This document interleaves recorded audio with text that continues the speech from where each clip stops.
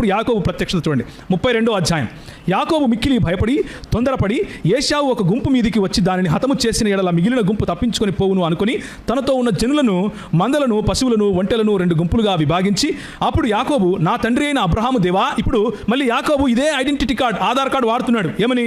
నా తండ్రి అయిన అబ్రహాము దేవా, నా తండ్రి అయిన ఇస్సాకు దేవా, నీ దేశమునకు నీ బంధువుల యొద్దకు తిరిగి వెళ్ళుము, నీకు మేలు చేసేదను అని నాతో చెప్పిన యెహోవా అంటూ ప్రార్థన చేస్తున్నాడు. అంటే యాకోబుకు యెహోవా ఎవరో తెలుసు, అవునా కదా?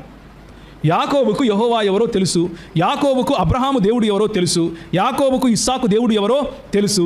ఆ దేవుడు ఇంకెవరో కాదు, యెహోవా అని పేరు పెట్టి మరీ పిలిచి మరీ ప్రార్థన చేస్తున్నాడు.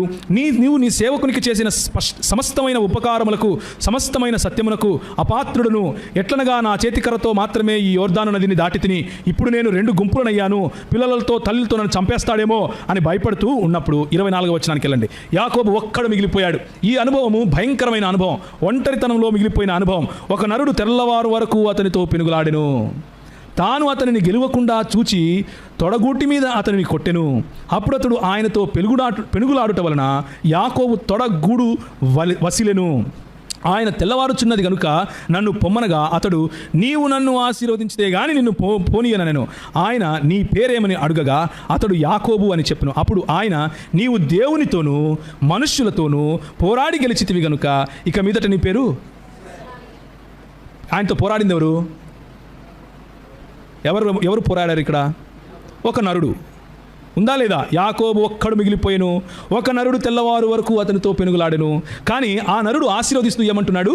నీవు దేవునితోనూ మనుష్యులతోనూ పోరాడి గెలిచావు అని తన్ను తాను ఎవరికి సమానంగా చెప్పుకుంటున్నాడు? దేవునికి సమానంగా చెప్పుకుంటున్నాడు.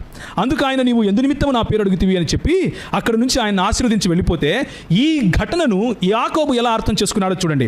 యాకోబు, నేను ముఖాముఖిగా దేవుని చూచి తిని ఆయనను నా ప్రాణము దక్కినదని ఆ స్థలమునకు పెనూయేలు అని పేరు పెట్టాను. ఇది పెనూయేలు అనుభవం, ముఖాముఖిగా దేవుణ్ణి చూడటం. ఇదేంటి? ఒక నరుడితో పోరాడి ఈయనేమో దేవుణ్ణి చూశానంటాడేంటి? ఇంతకు అబ్రహాము దేవుడు ఎవరు? ఇస్సాకు దేవుడు ఎవరు? యాకోబు దేవుడు ఎవరు?